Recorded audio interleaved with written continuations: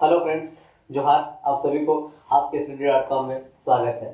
तो चलिए, हमने आपके लिए एक नया सा टॉपिक शुरू किया है जिसमें हम लोग सारे लेखक का परिचय को जानने की कोशिश कर रहे हैं।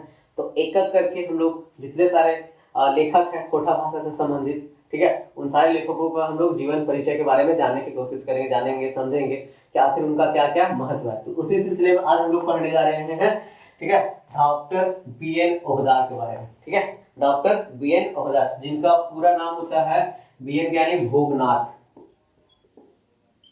ठीक है, तो इनका पूरा नाम क्या है? तो डॉक्टर भोगनाथ ओहदार। ये बहुत, ठीक है जी, बड़े एक भाषा वैज्ञानिक थे और भाषाविद थे। महान, मतलब बोल सकते हैं महान भाषा वैज्ञानिक थे और भाषाविद भी थे।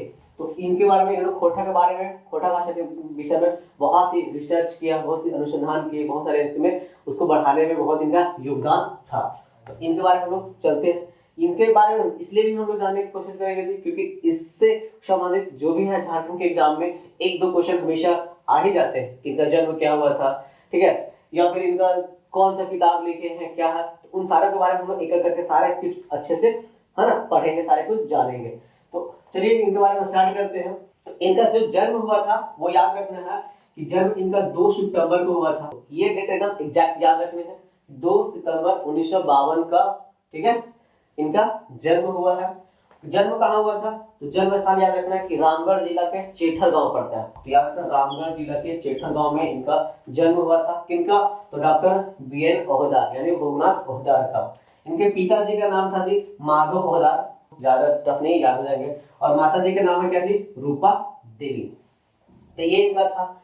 इनका अब हम लोग पढ़ते हैं इनका शिक्षा कैसे हुआ, शैक्षणिक योग्यता क्या क्या था इनका, तो उसके बारे में जानने की कोशिश करेंगे। तो शिक्षा के बारे में समझते हैं। ये विज्ञान से, ठीक है, स्नातक किए हुए थे, बीएससी। ठीक है, कब? तो 1974 में। ये डेटा याद रखना है कि आपको कि ये विज्ञान में स्नातक किए थे, बीएससी 1974 में। और क्योंकि हमने आपको पहले ही बताया अभी कि खोटा के बहुत बड़े महान वैज्ञानिक थे और भाषाविद थे, इसलिए खोटा भाषा में इनका बहुत ही रुझान था, जिसके कारण से इन्होंने स्नातकोत्तर यानी एमए भी इन्होंने, ठीक है, खोटा भाषा से ही किया था। कब? तो 1986 में। ठीक है, रांची विश्वविद्यालय से, याद रखना, रांची विश्वविद्यालय के जनजातीय एवं क्षेत्रीय भाषा विभाग के, हाँ, तो उनके बारे में याद रखना कि वहां से इन्होंने कंप्लीट किया था। उसके अतिरिक्त इन्होंने और हिंदी में भी किया था जी, क्योंकि हिंदी के भी ये लेखक हैं, हिंदी में भी लिखते हैं थोड़ा बहुत, तो ये हिंदी के हैं, इनका याद रखना, हिंदी में ये किए थे। कब? तो 1994। बस याद रखना 1974 में इन्होंने, ठीक है, बीएससी कंप्लीट किया। 1986 में इन्होंने खोटा में एमए किया और 1994 में ही इन्हें हिंदी में भी किया। ये पीएचडी भी किए थे जी, पीएचडी खोटा में ही किए थे, ठीक है, क्योंकि उनको खोटा पर ज्यादा लगाव था, जिसके कारण शोध विषय भी था इनका। तो शोध विषय में खोटा के क्रिया रूपों का, ठीक है, और उसका विश्लेषणात्मक अध्ययन किया पूरा और उसको समझाया था इसके बारे में, खोटा के संबंधित। तो ये इनका शैक्षणिक योग्यता था। तो देखिए आगे इसमें हम लोग इसके बारे में कुछ पढ़ते हैं। प्रकाशित पुस्तकें इनके द्वारा क्या क्या लिखी गई है जिसके बारे में, हाँ, इसका सबसे पहला इनको खोटा निबंध लिखे थे। तो खोटा निबंध जो कि हम लोग का सिलेबस में भी पढ़ना है जी, है ना। तो इसका पहली बार जो प्रकाशन हुआ था, याद रखना है कि 1990 में हुआ था। कब हुआ था ये? 1990 में, ये वाला याद रखना। और दूसरी बार 2017 में, ठीक है, पहली बार 1990 में प्रकाशन हुआ था और दूसरी बार 2017 में। बोला जाता है कि इसका प्रकाशन जो हुआ था वो जनजातीय भाषा अकादमी बिहार और झारखंड सरकार द्वारा था। क्यों? क्योंकि जब पहली बार 1990 में जब इसका प्रकाशन हुआ था तो झारखंड जो था वो बिहार का पार्ट था और अब झारखंड अलग हो गया है 2017 में, मतलब 2000 के बाद। तो ये दोनों बार हुआ, इसलिए इसको लिखा जाता है जनजातीय भाषा अकादमी बिहार एंड झारखंड सरकार। ठीक है, चलिए याद रखना है। इसके बाद इन्होंने बहुत ही ना फेमस बुक था जिनका अनुदितांजलि, ठीक है, अनुदितांजलि, जिसको बोलते हैं दुष्यंत कुमार और बहादुर शाह जफर की लिखा द्वारा जो गजल था, उस गजल को इन्होंने खोटा में अनुवाद किया था, खोटा भाषा में इन्होंने अनुवाद किया था। तो ये याद रखने हैं। कब? तो ये 2006 में इनको अनुवाद किया था, ये बात रखने याद। खोटा भाषा, नेक्स्ट इनका बुक है कि खोटा भाषा एवं साहित्य और उद्भव एवं विकास। तो इसका जो पहला संस्करण हुआ था वो प्रथम संस्करण 2007 में हुआ था और दूसरा जो हुआ था वो 2012 में हुआ था। तो ये दोनों याद रखने की, प्रथम संस्करण 2007 में, दूसरा 2012 में। संपूर्ण खोटा भाषा एवं साहित्य, तो ये भी 2 बार हुआ जी। पहला 2018 में पहली बार इसका प्रकाशन हुआ था और 2021 में दूसरा बार हुआ था। इसके बाद ये और भी मतलब संस्कृत के मतलब खोटा के अतिरिक्त और भी भाषाओं में, जैसे कि संस्कृत पर भी इनका बहुत सारे पत्र पत्रिकाओं में इनका किताबें छप चुका है। वही 3 दर्जन से ज़्यादा भी अधिक इनका लेख जो लिखे हैं वो और भी पत्र पत्रिकाओं में हमेशा छपते रहा, कुछ कुछ पद छपता ही आ रहा है। तो वही बोला विभिन्न पत्र पत्रिकाओं में इसका प्रकाशित हो ही रहा है। इसके अतिरिक्त इनका कुछ अन्य जो है कृतियाँ हैं, अन्य कृतियाँ में वो आ जाता है इनका जो कुछ शीघ्र प्रकाशन होने वाले हैं, जिसमें से आ जाता है पहला खोटा लोक साहित्य। ये अभी प्रकाशन नहीं हुआ, ये कुछ दिन के बाद हो जाएंगे, ठीक है। तो खोटा लोक साहित्य, ठीक है, खोटा लोक साहित्य में ये प्रकाशन किया। दूसरा इनका the cultural heritage of Jharkhand, जिसमें यहाँ पे झारखंड के सांस्कृतिक के बारे में बताने की कोशिश किया होगा इन्होंने, ठीक है, कि कल्चरल क्या है ये सब के बारे में। नेक्स्ट इनका अगला जो है वो है पूर्वाक झोंका, ठीक है, जो कि एक क्या है खोटा कहानी संग्रह। जैसे कि हमने पढ़ चुका है कि छैयर एक कहानी संग्रह है, शोध माटी एक है ना कहानी और कविता संग्रह, तो उस तरह से कहानियों का संकलन जो होता है तो उसमें ये कहानी को संकलन किए हैं खोटा कहानी संग्रह में।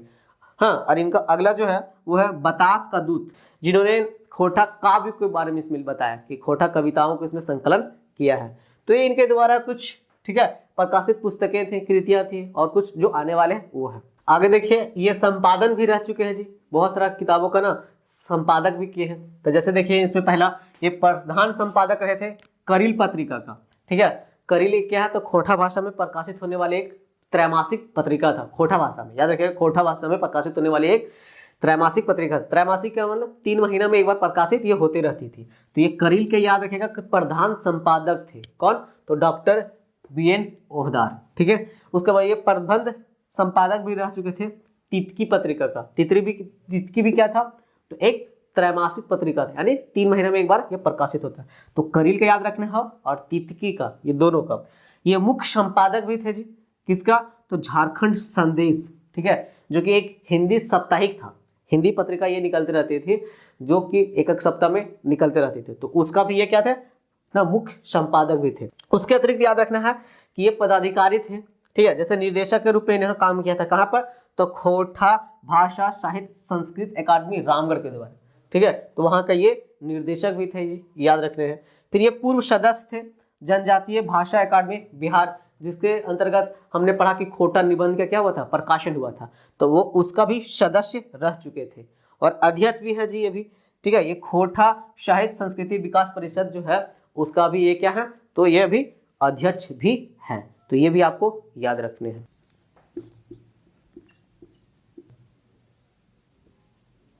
आगे देखिए इनको कुछ सम्मान भी मिला था, क्योंकि खोटा भाषा में इन्होंने बहुत ही अच्छे काम किए थे, क्योंकि एक भाषा वैज्ञानिक थे और महान भाषाविद भी थे, जिसके कारण से इन्होंने बहुत सारे कुछ काम किए, रिसर्च भी किए। तो उसके लिए इनको मतलब खोटा को बहुत आगे बढ़ाने के लिए खोटा रत्न दिया जाता है। खोटा रत्न इनको कब मिला था, तो 1990 में। याद रखिएगा खोटा रत्न किसे दिया जाता है, तो उन व्यक्तियों को दिया जाता है जो कि खोटा विषय में ना विशेष कुछ शोध करते हैं, कुछ खास करते हैं, ठीक है, आगे बढ़ाने का काम करते हैं, तो उनको दिया जाता है, याद रखना है। फिर इनको श्रीनिवास पानुरी सम्मान भी मिलता है जी 2017 में।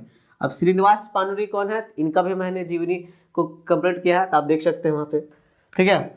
और नेक्स्ट आगे है इनका कि जवाहरलाल नेहरू फेलोशिप है ना, ये भी मिला था शोध कार्य के लिए। देखिए जवाहरलाल नेहरू फेलोशिप क्या अवार्ड है जी, तो जब ये जवाहरलाल नेहरू जी थे, जब उनका देहांत होता है, डेथ होता है, तो वो एक लिटरेचर पर यानी साहित्य के विषय में कि जो कोई अच्छा काम करेगा, ठीक है, अच्छा अनुशोध करेगा, रिसर्च करेंगे, तो उनको वो अवार्ड दिया जाता है जवाहरलाल नेहरू फेलोशिप अवार्ड। तो ये याद रखने हैं आपको, ठीक है। अगला है कि इनका मैनेजमेंट इन डेवलपमेंट के लिए इनको है ना फेलोशिप अवार्ड मिला था। तो ये भी याद रखना कब, 1995 से 2000 के लिए, क्योंकि उन्होंने मैनेजमेंट वगैरह काम किया था, है ना, तो इसके लिए याद रखना।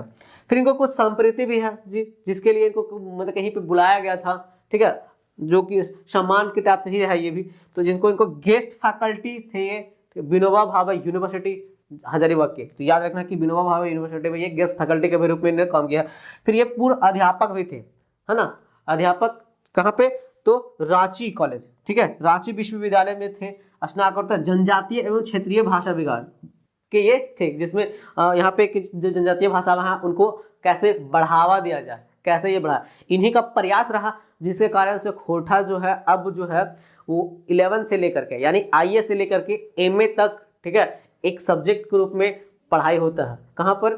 तो हमारे कॉलेजों में, ठीक है। 11th यानी IE से लेकर के MA तक खोटा भाषा को अब है ना हमारा सब्जेक्ट में शामिल कर लिया गया। तो इन्हीं का ये योगदान था। तो इस तरह से इन्होंने ना जो BN ओहदार सर थे खोटा भाषा के रूप में बहुत ही आगे इनको बढ़ाया, ये था। तो ये था इनके बारे में आज हमने जानने की कोशिश किया, समझने की कोशिश किया। तो ये कैसा लगा हमारे द्वारा ये इनका जीवनी बताया गया, हमें आप कमेंट में बताइए। यदि अच्छा लगा तो लाइक एंड सब्सक्राइब कीजिए और कुछ हो तो उसे बताइए। ठीक है जी, ओके, धन्यवाद।